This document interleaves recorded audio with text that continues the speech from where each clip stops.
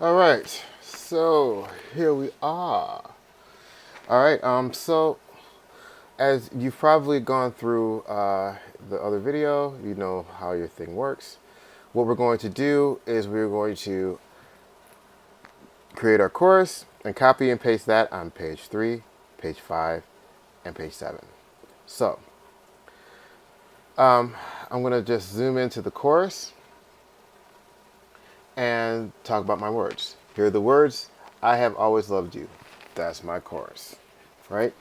And I want it to kind of go something like, I have always loved you. I have always loved you. I want that to happen twice, right? And so I've already scored it out. I figured you guys know how to make notes, you know how to texture. So I did that, and I'm just going to copy and paste what my work is here.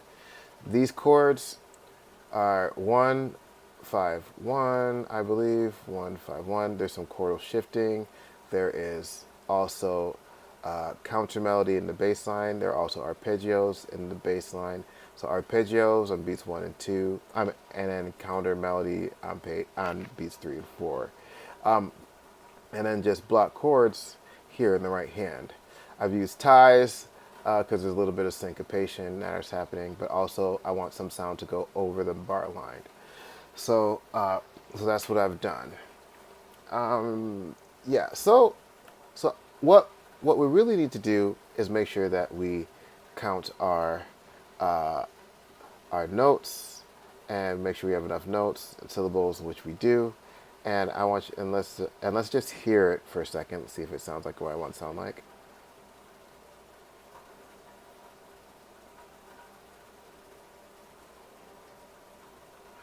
And you can hear that melody here. I have always loved you.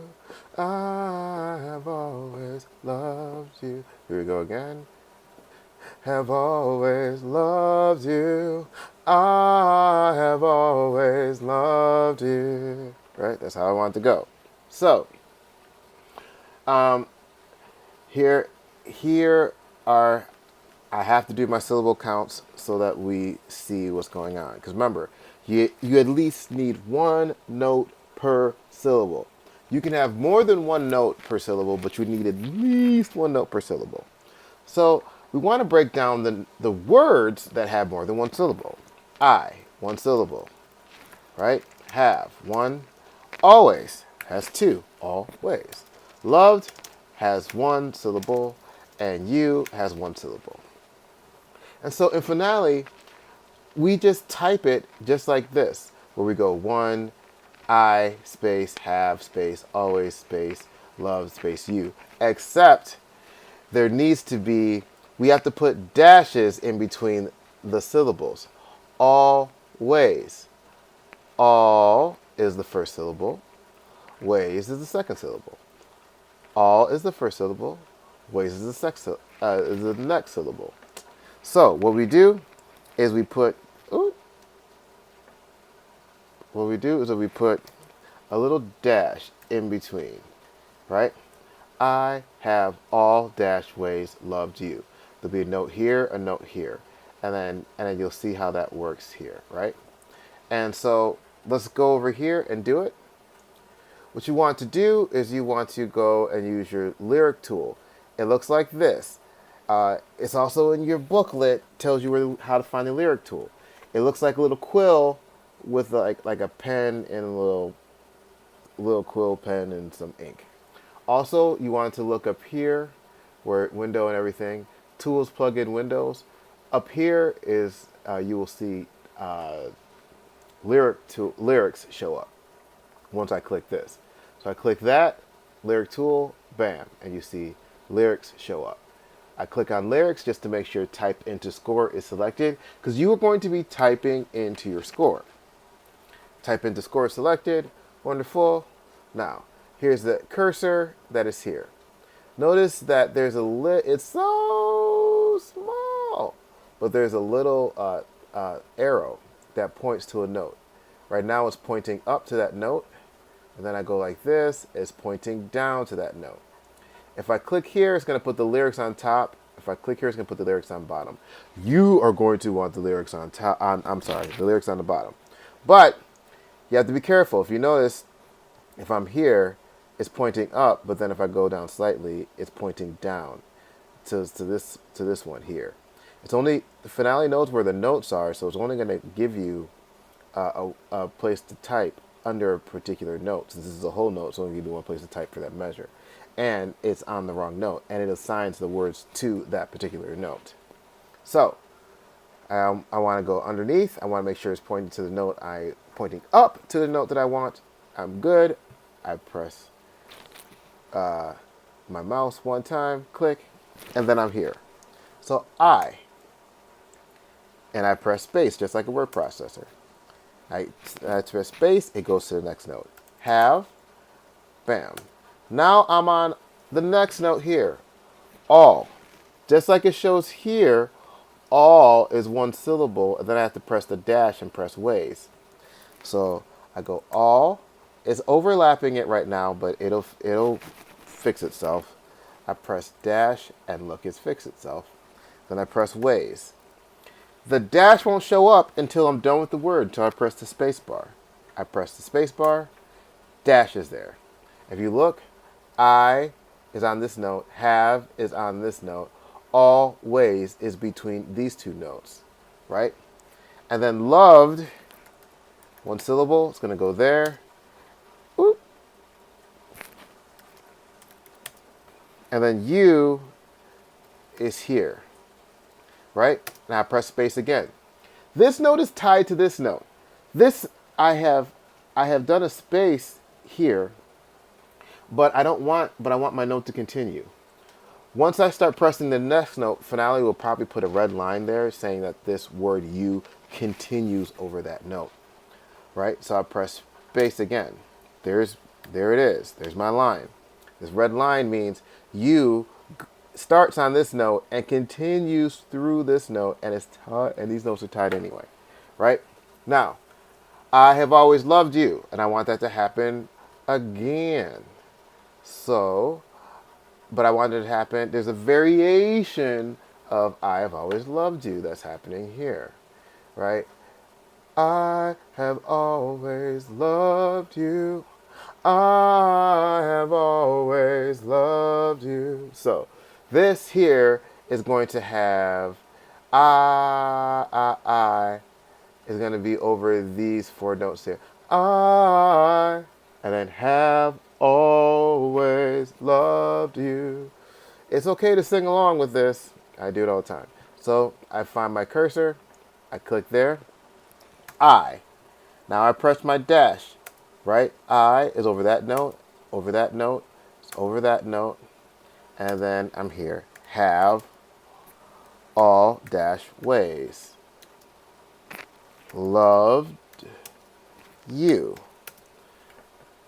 Another dash. And now all my words are in. So all my words are in, and that's good. There's only one thing that I need to worry about. I'm going to make a little bit of space so you can see that more clearly. How did I make that little bit of space? I clicked this here, which is your staff tool. See, staff showed up here. I click where that treble clef is, staff tool, and then these little dots appear. I can click on that and move my things around. So I can give myself more space or less space. I'll just give myself a little bit more space so we can see the words and everything more clearly. Then I press the arrow to get out of that, and then I press an open space to deselect it. Now, if you have one syllable over multiple notes, that is called a melisma, right? That is a melisma. That's spelled wrong. Melisma, that's how you spell it. And what is that? When one word is over more than one note. That is a melisma. And what has to happen, the rule is you must slur melismas. What is a slur? Okay. Some of you guys were making ties and slurs. They look the same. So, slurs are here. This is also in your book. It says Smart Shape. And notice up here, between plugins and windows, Smart Shape will show up. Bam, Smart Shapes will show up. It says Smart Shapes there, but also this tool shows up, right? This is the melisma tool here in the upper left-hand corner, the slur tool. What I do is I click here and here. I need to group these notes because if you can see here, it says I, right, and have. It's pretty clear that have starts on the D that's here, but it could be clearer. And so what I'm going to do is I'm going to double click here, and then this slur thing comes up. I click on, I've already started it, so I click on the last note of the slur, and I select the note in which groups all the notes. I. This is one sound, even though it's two notes, because those notes are tied. I. Right? That's what I want. I have always. So that's how it's going to be. I click out of that, and it looks like that. It'll come up in red. Ties are black, slurs are red. Ties connect notes, slurs group notes. Ties connect notes, make them one sound. Slurs group multiple notes over multiple sounds. And what we do for vocal stuff is that we slur when we have one syllable over multiple notes. Here we have two notes over two syllables, that's fine, zero slur. But here we have multiple notes over one syllable I, we have the melisma. Now, let's play that.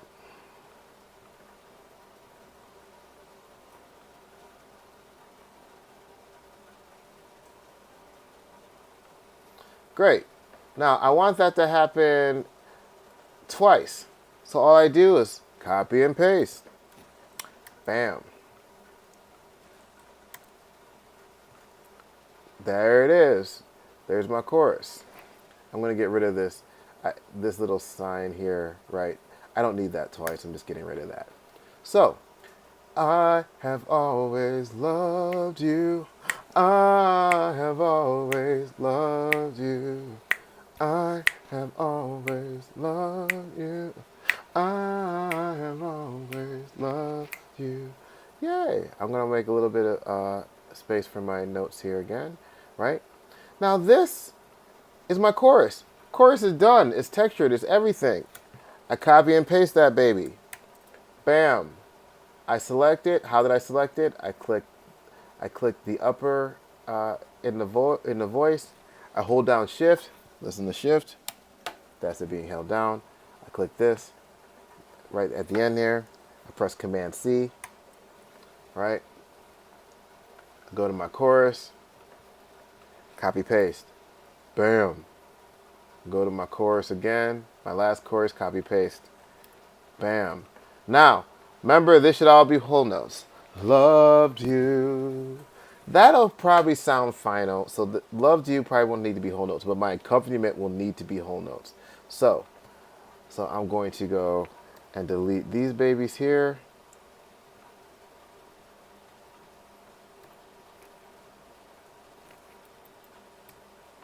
Right, and make sure that I'm on my tonic. I'm actually going to get that lower octave there. Here's make sure I'm on C here. 3/3. Bam. Right, and it should. And this one should sound like it's ending. I'm going to make a little bit of space here, so that we can see a little bit more clear, so that those numbers aren't in the way, right? And you'll see like here, because of these whole notes, it sounds like the song is over. Ooh. I was playing all that stuff over there. But it'll catch up. So we'll hear it. Bam.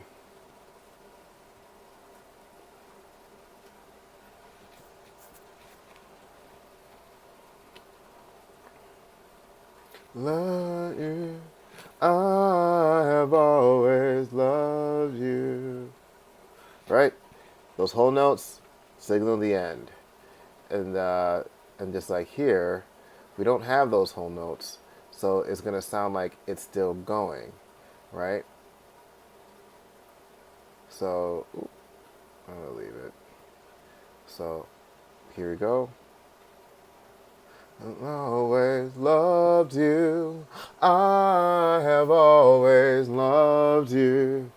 I have always loved you. These notes will make it sound like it's going on. Always loved you. Yep. And then the bridge will happen. There you go. There's putting notes in the finale, textured everything. Now, what I suggest you do, you put in your chord progression, and then you put in your melody, you put in the words to your melody, and then you go on. Don't texture until the end, until all your melodies are done. But I had this stuff textured. I just had it ready to go, because texturing takes time. But your grade will be higher if you have a melody and no texture, rather than texture and no melody. All right. See y'all next time.